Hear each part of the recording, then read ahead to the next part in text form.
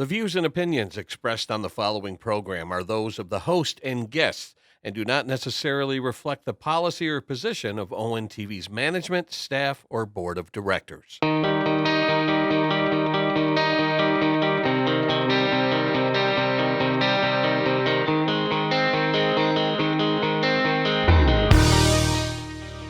Hello and welcome to About Town. I am your host, Sarah Luchsinger, and today my guest is Chris Barnett. How are you doing? Wonderful. Thank you for having me. Absolutely. Well, thank you for being on. So we'll get into the supervisor and all of that, but first things first, where did you grow up? I grew up in West Bloomfield. West Bloomfield. West Okay. Bloomfield, yeah, that was my home until I was about 14. Then we moved to Rochester Hills. My dad was a captain in the West Bloomfield Fire Department, and so we had to live in the township there. And my mom, our mom was a school teacher, and my dad unfortunately got sick, got cancer from fighting fires, and passed away at the young age of 39. Oh my gosh. And I was 14 at the time, and we went to Oakland Christian School. So when he passed away, we decided to move closer, so we moved to Rochester Hills then. So I spent my young years in West Bloomfield, and then finished high school in Rochester Hills before I ultimately moved to where living is a vacation. Okay, so what? Give us the path from Rochester to here. So I got married at a young age. We started a family, my wife and I, and when we were looking for a place to raise our family, we were looking at all different areas. And Lake Orion was very appealing to us because it had a great school district. Mm-hmm. And it was, at the time, we kind of felt like it was up and coming. And so we bought a home in Keatington in, I'm going to say, 1999 is when I first, when we moved to Orion. And I bounced around to 3 or 4 different places since then. And I don't think I'm ever going to leave. I really love it here. So Good. Well, it is a pretty good place to live. it's awesome. All right. So you are the Township Supervisor for Orion. Why don't you give us a little elevator speech on what that is, what that position Okay, is? the elevator speech is I work for the people of the township. It's my full-time job. I'm elected, so I serve 4-year terms. I'm in my third 4-year term. I was first elected in 2012. And I think the best way and the easiest way for me to describe it is, if people don't know what a township supervisor is, a lot of people outside of the state of Michigan don't, because it's a little bit unique to the Midwest, but it's similar to being the mayor. So I work full-time serving the residents of our community. I get an opportunity to speak to a lot of the elementary classes when they're learning about government. And I basically say I have lots of bosses, because that's true. People that vote for me are my boss. And my job is to try to help them. And every day is different, which is what I really enjoy about the job. It's challenging. I love the community. I love the people. I'm a people person. I'm a people pleaser, sometimes to a fault. So it's really fun and rewarding at times, challenging also. Well, and you just got an award, the Michigan Municipal League Michael A. Guido Award. Yes. Why don't you give us a little? Now's the time to brag a little bit about that award, because the Leadership in Public Service Award. I don't know all of these awards yet. I have just started my political career, so I'm also learning, and I would really like to know about that one. And congratulations too on your start to your political career. It's awesome to see new blood and exciting, people that are excited about our community serving. So thank you. This was really cool. I've been blessed with some recognitions over the years, and this one was really special to me because it was my peers, other electeds in the state of Michigan selected me for this award, which made it really meaningful. I really take a lot of pride in serving our community, but also I'm a mega networker. I love to get to know people that have similar roles in the region, regardless of political affiliation. I don't like to be real partisan. So I've forged a lot of relationships over the last several years across Southeast Michigan and really across the state. So then to be recognized by my peers for this award was really humbling, and it came as quite a surprise. So this is something that somebody nominates you? Correct. Yeah. Okay. So I was nominated, and the current president of the Michigan Municipal League. The Michigan Municipal League is an organization. It's a nonpartisan organization most communities in the state of Michigan are members. They basically serve to support the cities, villages, and townships of the state. So sometimes that has to do with legislation and things to protect our interests as local units of government. There's networking and education also that they really promote, and that's what they do. So the current president is Mayor Bill Wild, who's the mayor of Westland, Michigan, who I've become friends with, and he called me and said, "You were nominated, and then our committee selected you." So it was cool. It was a cool honor, and like I said, it sits on my desk. It's something I'm pretty proud of. I don't think anybody even knows what it is, but I do. So now people do, and this just happened. This was March. Right. Just recently, yeah. Yes. And thank you for explaining what the Michigan Municipal League. We're just going to start calling it MML. MML. That's easy. Yeah. Gets a little tongue tied there. Well, I found out on one of the classes, the virtual classes that you were also on, that you have a brother who is the mayor of Rochester Hills. Is that correct? That's correct. Yeah. Yeah. So it runs in your family. It does. I mean, like I said, my mom was a school teacher. My dad was a fireman. And so I think we just kind of got that public service, in our blood, if you will. We tease. There's four of us. My brother, Brian, is the oldest. He's the mayor of Rochester Hills, has been since 2007. And then myself, and then we have a sister, Andrea, and a brother, Matthew. Andrea lives in Shanghai, China. Matthew lives in Chattanooga, and we tease both of them. Like, maybe not so much Andrea, but Matt. We're like, you got to get on the planning commission, do something in Chattanooga. Come on, let's go, But yeah, so it's really fun because to be able to work, Brian and I, my older brother, who's the mayor of Rochester Hills, we worked together for 6 years in the construction industry. And I was his boss, which was fun, being your older brother's boss. Oof. And he told me one day, he was on the city council, and he came into my office and said, I'm going to run for mayor. And I just thought it was the funniest thing. I'm like, you're going to what? And he did, and he was successful. And at the time, he was the youngest mayor of a city over 50,000 population in the country. I think he was 28, I believe, when he first got elected. So it was cool. And then fast forward, so that was 2007. 5 years later, I see what he's doing. I was really intrigued by his career path and just seeing him being able to serve his community.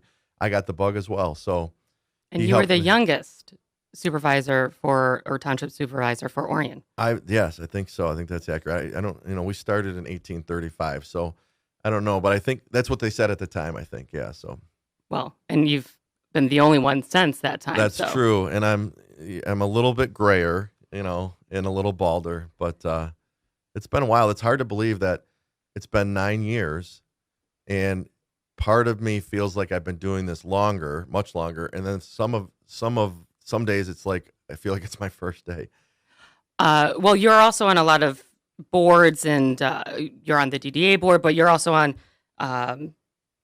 You know what? Why don't you give me the rundown, because I can't read my handwriting right now. It's okay, and I'll try to keep track of them. But yeah, so I serve on a lot of boards and committees. Kind of comes with the territory, lots of meetings. So yeah, I serve as the township representative to the Downtown Development Authority, the DDA.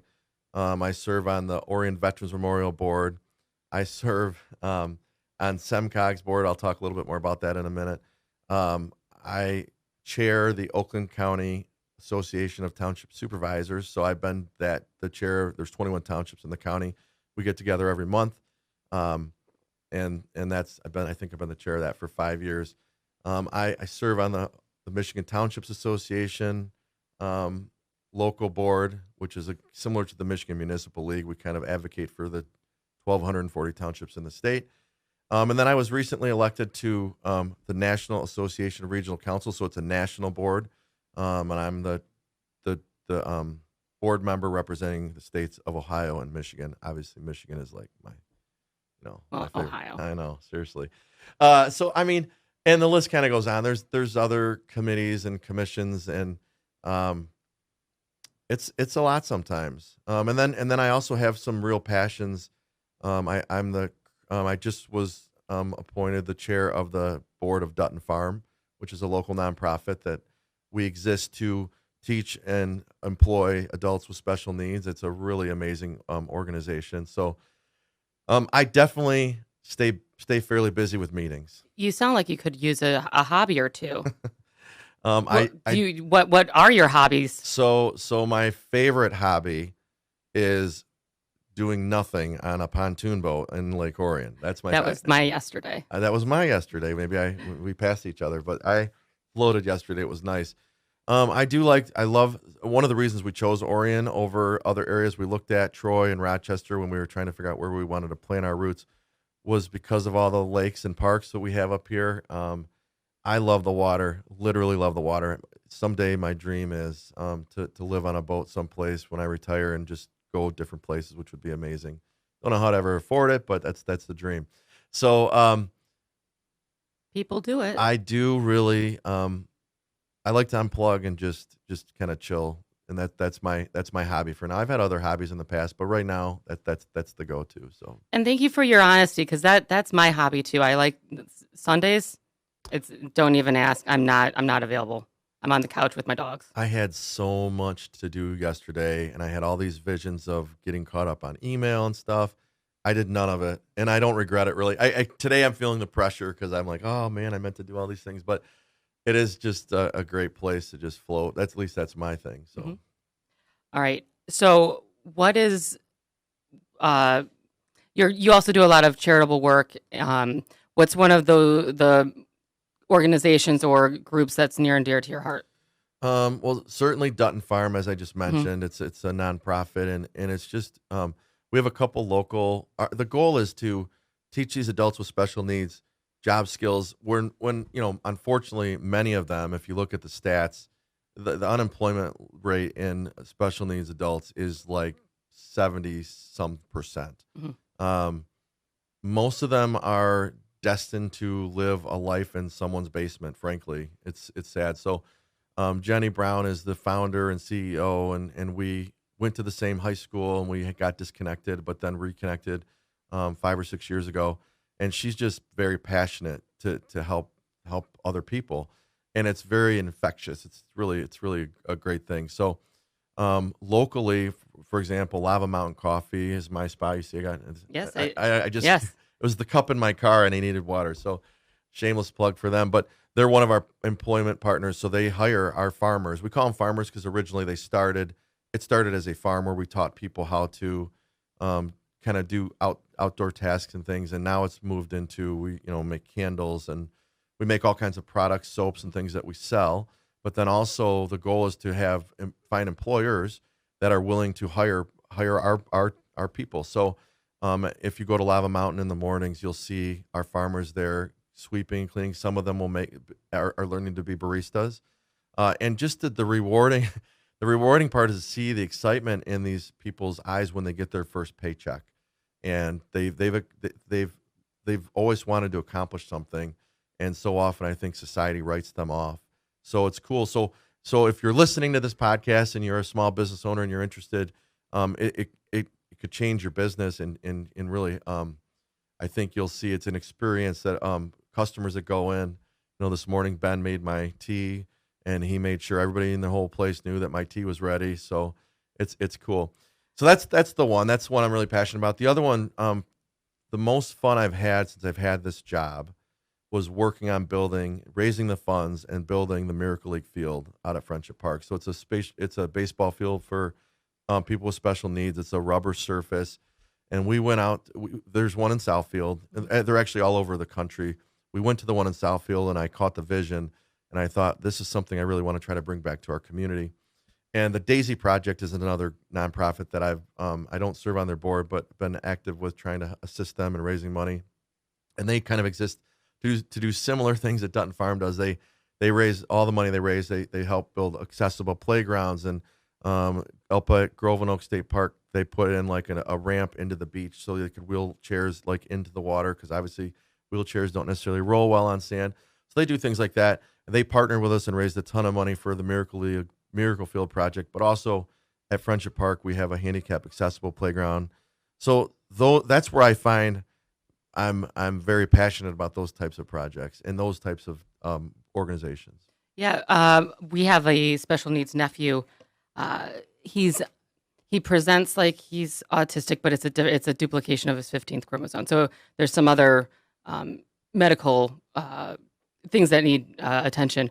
but I did a ultra marathon many years ago, and I was like, you know what? In order to be able to finish this, I'm gonna like raise money for it. I had 2 weeks to do it, and it was amazing how generous people were. Yeah. I mean, it was just little me, asking people to donate, and they did. And I feel like there's more awareness about special needs now, Right. and hopefully that just grows. And we're seeing that. Again, I think in my day job as township supervisor, I think, I was blessed. I have 3 daughters. They're all healthy, and don't ever use the word normal, because what we like to call our farmers like special abilities, not special needs, right?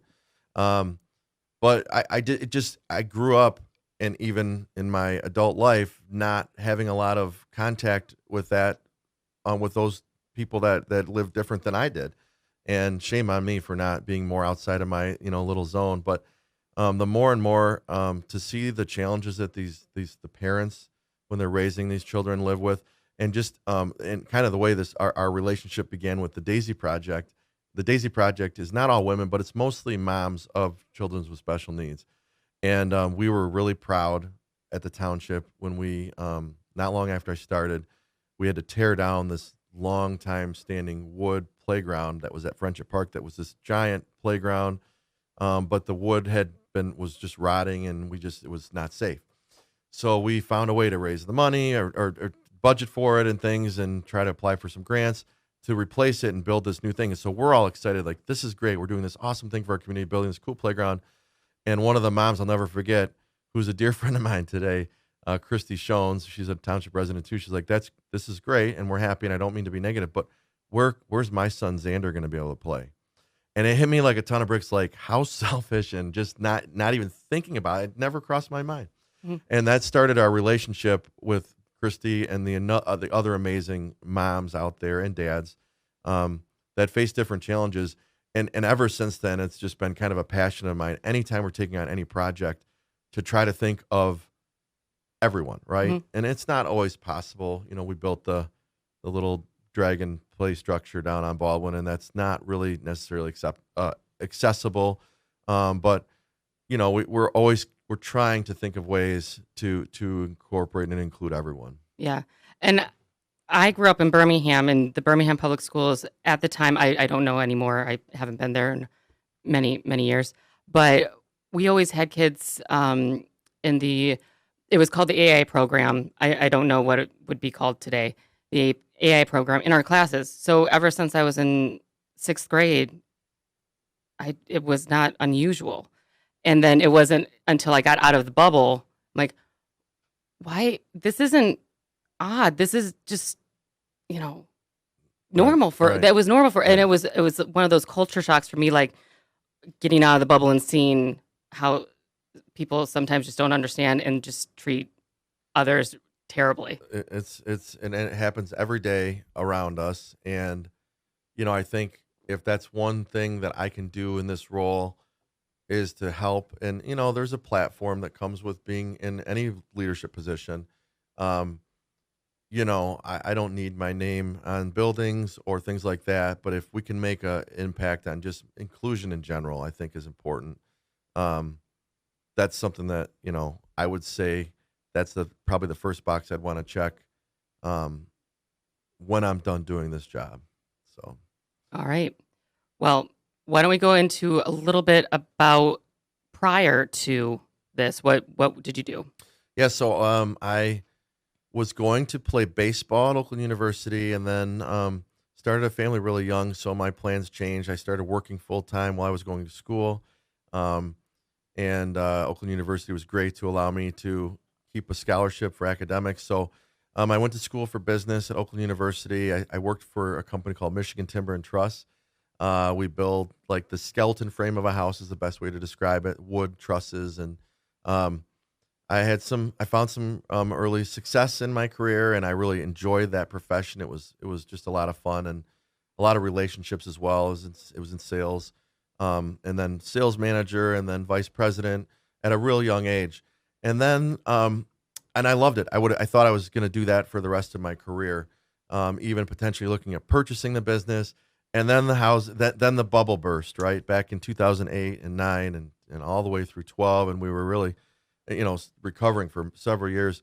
And so I had, and no one was building any houses. And it was problematic to make a living when you can't sell anything. So I had to, kind of reinvent myself. And I bounced around a little bit. I got my license to sell mortgages. I did that a little bit.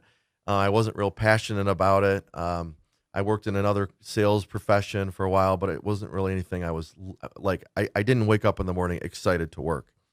And, that's my challenge to my kids, my friends. Like, if you don't wake up and you're not happy, then life's too short to go through your whole life and regret, right? So just make a change. So that's when I started looking at, as I was bouncing around, these two other jobs and not just loving it. That's when I said, I want to find something I love. And the previous supervisor, to me, Matt Gibb, our kids played soccer, not on the same teams, but we would go to tournaments to see them. And we were at a tournament. I'll never forget. We were playing euchre in Traverse City, and he said, "You ever think about running for supervisor?" I said, "No." He said, "I think you'd be really good at it." He says, "Just the way I see you interact with people and you listen." He said, "So, quietly, I'm taking a job working for Brooks Patterson, the county executive at the time. I think you should consider it." And it was like, okay. And then, as the next few weeks went by, I was thinking about it and talking to my brother because, very similar to what he does. And I got to a point where I said, I think I love this community. I think I could make a difference or make an impact. And 9 years ago. So that's sort of my career path to where I am now. And so what then, I guess the follow-up is what's next. I don't think people should serve forever in politics. It's my personal opinion. Or public service. I think fresh ideas are important. So I don't think this is something I'll do forever. I'm confident it's not something I'll do forever. I'm already thinking about next things. I'm really happy now. I'm so committed to what I'm doing. But I do think that this will be. I'm not sure if this is my last term. I'm not ready to make that announcement, but I definitely will go move on to something else. If you made that announcement, I was like ready for it. I was like, I was keeping my face calm, cool and collected, but darn. There's a few projects that have been really fun that have been on the radar for a long time that I really want to see through. Gotcha. And they're happening right now. So I saw one. Sorry to interrupt you. 747. Does that ring a bell? It might have been. I actually do research on the folks who are coming in, and that something youth or no residential. Well, if nothing of no, it's not ringing a bell. Okay, then never mind. Never mind. So some of the projects that we've taken on over the years that have been either in process or completed. The new municipal complex, upgrading the fire, moving our fire department from when I started, we had 3 or 4 full-time fire personnel.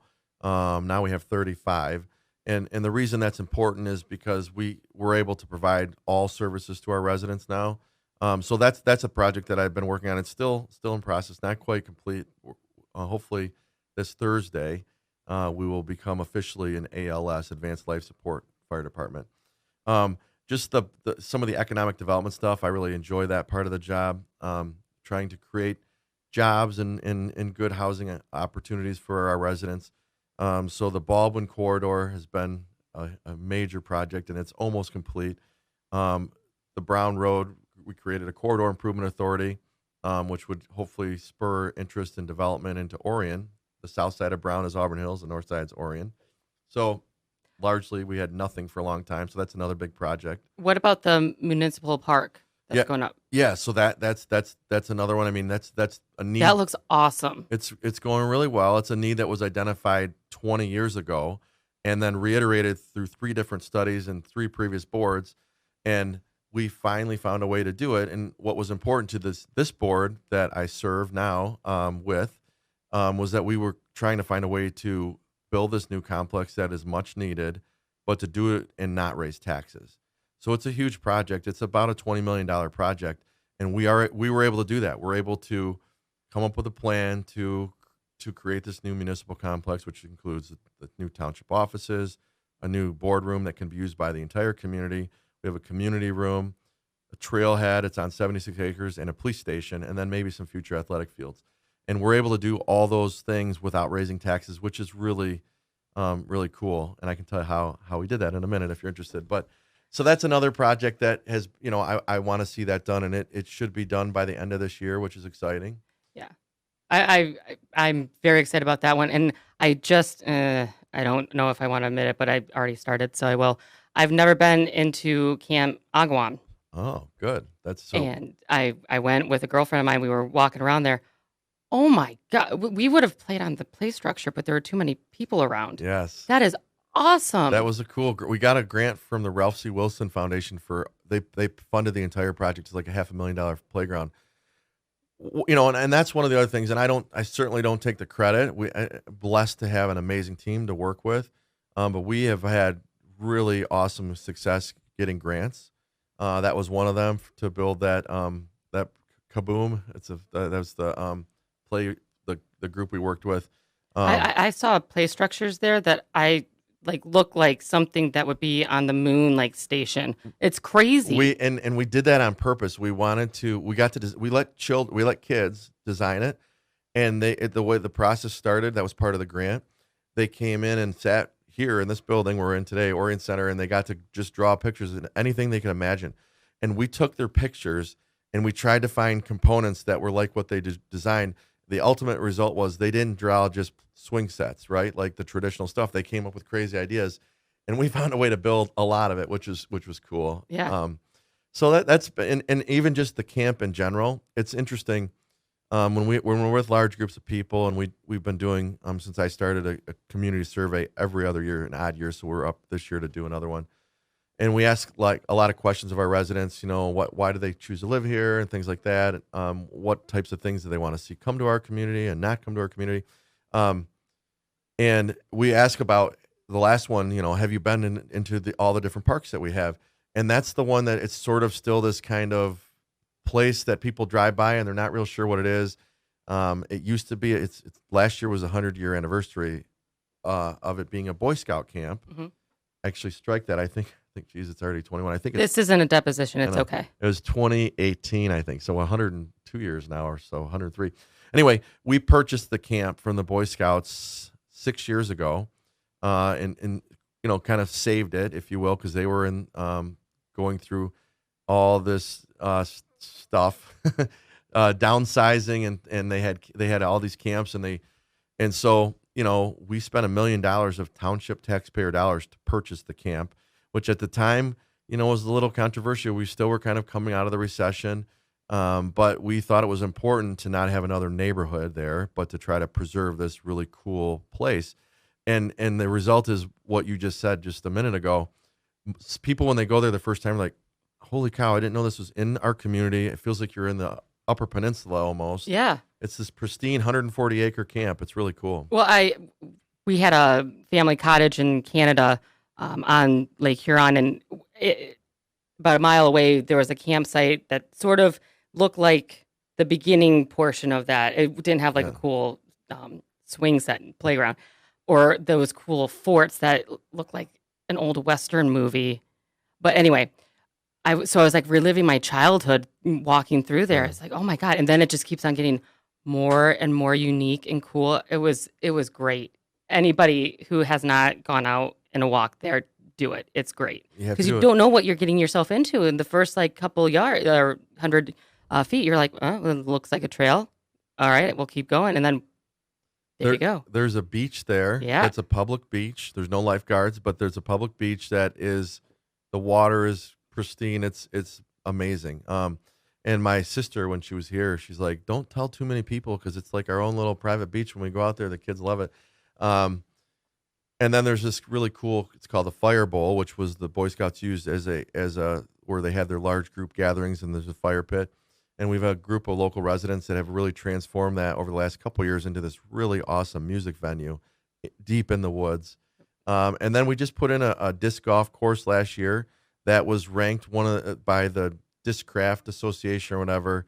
They have it on this as one of the best courses in the Midwest, and it cuts right through the woods. I'm terrible at it, but it's a really fun, free activity to do that's right here local. You just need a Frisbee or a disc, and you can go out there and it's cool. So My husband was on the Frisbee team at Penn State when he was in college. whoa, so you got to take them out there. Yeah, but there was a reason why I ran. I don't have any hand-eye coordination. It's quite embarrassing, actually. So moving on, how did you build that playground or the play structure or park without raising taxes?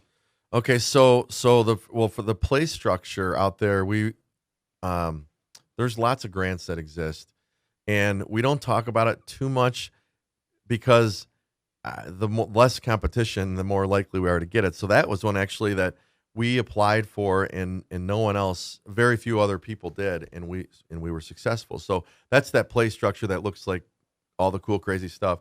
And like I said, that was like a $500,000 grant. And what we had to do is we had to provide the manpower. So we had to, and we recruited 300 volunteers to do. That's a managerial nightmare.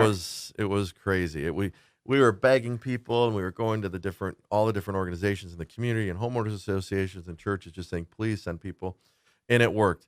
We built that playground in one day, remarkably. It was on a Saturday. It was one of the coolest days, and it poured rain and thunder and lightning, and people just stayed and kept working. It's one really cool experience. So that's that one. That was a grant, and we've gotten a lot of grants. We just got the largest TAP grant, which is the Transportation Alternatives Program. It's a statewide grant through MDOT. We got the largest TAP grant at the time to date ever in the history of TAP grants to do that bridge and the trail connection between the Paint Creek and Pollyant Trail. Now there have been some larger grants. The city of Detroit just received one. But, one of the things I went to the board with a couple years ago was this concept of creating a position that's sort of like a grant writer but did other things, and we did that. And it's been a great decision because we've had a lot of success. I mean, literally, I think we're just looking at this over the last few years, we've gotten like almost $6 million in grants. Now that's about our annual operating expenditures are about $6 million, just our general fund operating. So that's one of the ways we've been doing a lot of these projects. Now, speaking about the municipal complex and the new police station and the 76-acre park that we have just south of where we're sitting today, that one was we're creatively funding that through revenue that we're getting through marijuana. So we have two revenue streams, the marijuana revenue and then the landfill revenue. So we have a landfill. Not everybody loves it. It's been here for many, many years. But, no one wants a landfill, but garbage has to go someplace. Mm-hmm. So we receive revenue from them every year. We negotiated a contract. This is before my time. But the tipping fees, they call it. And we get revenue from the landfill. So our board basically earmarked those funds to help pay for the bond debt, like our mortgage debt for the new complex. There was still a gap. Mm-hmm. And so back in 2018, I went to our board and said, I hear you loud and clear. You're on board with the project, but basically you tasked me to find the money. I think I found it, and it's marijuana. And at the time, it was a little bit, it was controversial. There were most communities were immediately opting out when they heard the word marijuana because just the fear about it. And I encourage our board to look open-minded at the issue. I didn't grow up using marijuana. I didn't, I'm not offended by it, but it was never my thing. And really not many people around me in my circles did.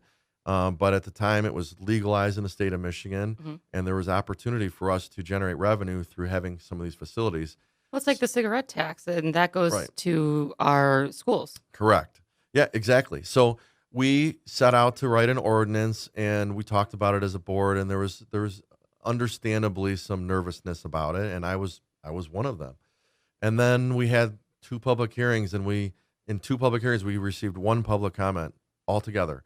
And the one public comment we received was, how come we weren't opting into the point of sale portion of the marijuana ordinance, which, there's 5 licenses in the state of Michigan, the growing, processing, testing, transporting, and then provisioning center or dispensary. So we chose to just do the 4. And we made the ordinance pretty restrictive. We wanted them not to be near residential areas. We wanted them to not be on main roads. We wouldn't allow them to have signs. We didn't want marijuana leaf signs. And we were told by lots of people that were kind of looking around that our ordinance was pretty restrictive, and we were happy. That made me happy when someone said that. And ultimately, fast forward to today, what we have is we have these organizations, these groups that have built really state-of-the-art facilities that are very secure, that are they're great community partners, and the revenue that we're able to generate from them is paying to build this new police station and municipal complex that's been needed for, like I said, over 20 years. So Hey, it's been a win. It's been a win. I mean, I don't think everybody believed it at the time, but thankfully now it's been a couple years in, and we can see that it's working. So things are changing, viewpoints are changing. Might as well get in on it earlier and be able to right. capture all of that. And the irony is, since the first facility is now really fully operational, and you would never know actually, unless you knew, you could just drive down the street and they're in industrial parks, and you wouldn't know if they're producing transmission parts for the Orion plant or growing marijuana. And we did that by design. We didn't want them to be greenhouses. We didn't want to attract attention. And the first facility is like producing finally, and it's going really well. And what's happened is now our neighbors and other communities around us and other township supervisors and mayors, I've actually had set up several tours of the facility that's operational because they're hearing about the revenue that we're generating. We're building a new police station and not raising taxes, and they're like, we want to look at this too. So, I'm not saying that it could have gone the other way too. I mean, I think we had enough safeguards in place to protect our residents' property values, and I do like to say that. I do think it's really important. My job is to protect our property values. We need to think about all the decisions that we're making because people, when they live here, their investment is their home. Mm-hmm. And so we wanted to really make sure that what we were doing wasn't short-sighted and for our short-term gain to hurt our residents. And I think we've done a pretty good job of that. So. Okay. So now is the time when I get to ask you 3 random questions. Okay. This is going to be fun. And then as a thank you, you can ask me one. Okay. All right. Perfect.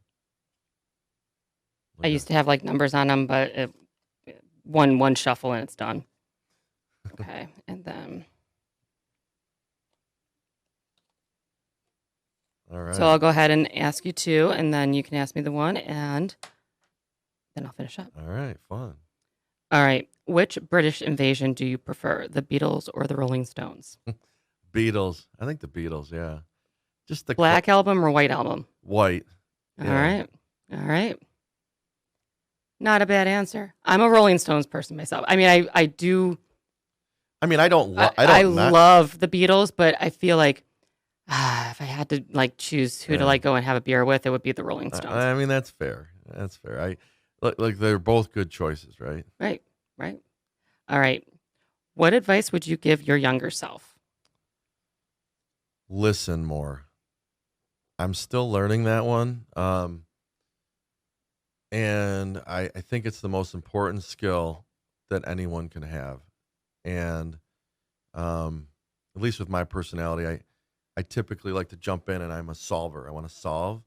And so listen first. Mm-hmm. That one's becoming more and more important in my life as well. So listen. All right, Well, what's the one you're given 2 ears for a reason and only 1 mouth? That's right. Is that right set up? That's right set up. All right. I could really throw you off and just ask something totally unrelated. You could, All right, but I would know if it wasn't one. What is the one thing you do every morning or nearly every morning and the one thing you do nearly every night? And that one is like besides brushing your teeth and stuff. Okay. Besides brushing your teeth. In the morning, I stop for a moment after I pour tea, and I just stop and I have that first sip because it's the best sip. I just stop and breathe and like have my sip, and then craziness ensues. Yeah. And then at night, I make sure I say good night and give each dog. We have 3 dogs, a Great Dane, an English Setter, and a Black Lab. And our Lab Kinsey's getting a little up there in years, so I make sure that each one gets a snuggle before we put them away for bed. Oh. Yes. It must be good to be a dog in your house. Yeah. Yeah. They have a pretty good life. Steve actually used to be my shop dog, but my new place won't let me have him in there. And to be fair, he's going through his terrible twos, and he's like 140 pounds, so it's probably for the best. His name is Steve. Yes, we name all of our dogs after Supreme Court justices. Oh, So that's he's funny. Justice That's cool. John Paul Stevens. Anyway, nerd alert. Sorry, I didn't say that before. All right. How do you measure success? Wow. And you don't have to get all philosophical. No. It's like, No, I think actually I've learned a lot recently about this, and I think it's how others view you. Mhm. And there's been good and bad. Just being very very honest. With me, there's things I regret, interactions and things, and how I've carried myself. But that's winning getting this recognition. I was also voted to be the first vice chair of SEMCOG, which is the Southeast Michigan Council of Governments, by my peers. So I think, to me, that how other people view you is something I'm trying to, and it's not always about just trying to please everyone, but it's trying to do right by other people, not just yourself. I think, if that makes sense. So yeah. and I'm still learning every day, and I make mistakes every day. Well, just to kind of add on to that, what you were saying about your past, it's so easy to write off politicians. And now that, I'm a local one, very, very. No, but you are one. And I realize, and that's why one of the reasons why I wanted to start this podcast is it's so easy to just be like, whatever. They knew what, they were getting themselves into and this, that, and the third. But we're people. Yeah. And trying to make good decisions, trying to make good decisions for the people that voted on us. It's hard. It's hard sometimes to go, I don't necessarily agree with this, but this is what right. I know the majority wants. So when you're stuck in that position, it can get sticky. Also, you're people, you're a person, you're human. It's a very interesting dynamic. It is. It's wild, and that's one reason I really like the local level office. And I personally don't have any. At least I'm not saying never, but at least right now at this time in my life, not real interest in any higher political office. I feel like personally I can make the most difference at this level, the way I'm wired and connected, and then I just don't like the partisan stuff. It burns me out, and I think most people you talk to are burned out by it as well. Yep. So I'm really focused on the work I do to the best I can to keep it nonpartisan. I mean, if people really push me, they can understand where I personally fall on a lot of these issues, but I don't think it's my job to push my own agenda. I think it's my job, again, to try to listen, to hear what most people want, and that's what I hear. I'm representing them. So yeah. I'm not perfect, but it's something I'm constantly working on. Well, we got a couple minutes left, so if you want to add anything or say hi to anyone, go for it. Shout out to all my fans. I'm kidding. Yeah, I think that, one of the things I've been trying to do is just get people a little bit more engaged in what we're doing. Mm-hmm. It's funny because it's a little counterintuitive to some of my colleagues tease me because they think I'm just too out there, other supervisor stuff. And, I try to keep a pretty active Facebook page just to keep community updates, but I also try to make it kind of personal to me. Because I love for the engagement. Even if someone's upset with me about a decision I made or something the township's doing, I think that's how we learn. So we're always trying to get more people involved in our committees and commissions. So if you're listening right now and if that even sparked your interest, I'd encourage you to reach out because there's always some place we can plug people in. And I really liked your Facebook quote. I didn't know we could do quotes anymore. Anyway, it's not all about me, or it's not about me, or it was something like that. I was doing a quote of the week. Every week I have this book my mom bought me of all these quotes from famous people, and it was really cool. I'd just read it and pick one each week and put it up there, and I kind of got away from that. But I do like looking back at the leaders, and not just political leaders, people that have been in influencing roles, whether they be athletes or presidents, right? So that's something I've tried to do. Maybe I'll have a quote someday of my own. I don't know. Well,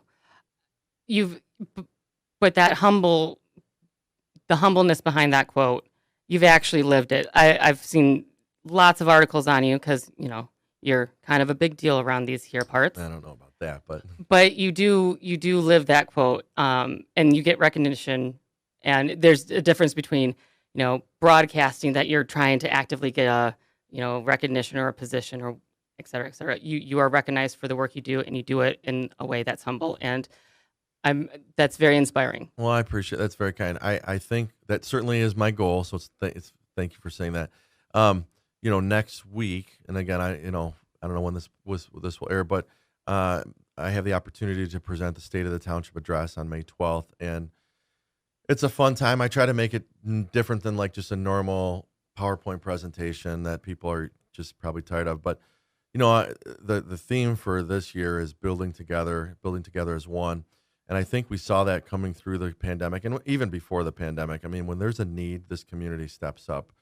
And I think that's the thing that you'll hear from people that didn't grow up here, that have moved here like me. I didn't grow up here.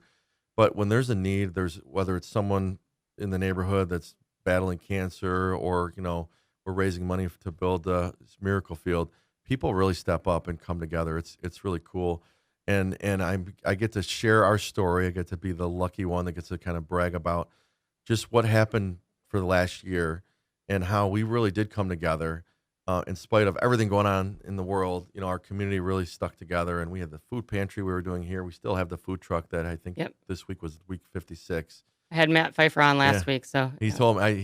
I ran into him on the lake yesterday. We were floating together for a little bit, and he told me he was on, and I said, "Oh, I'm going tomorrow." So he tell you it was just awful, and like to be, catch up on your stuff. Oh, I said, "Oh my word, I have to follow Matt, because Matt is the mayor. He actually is the mayor of Lake Orion."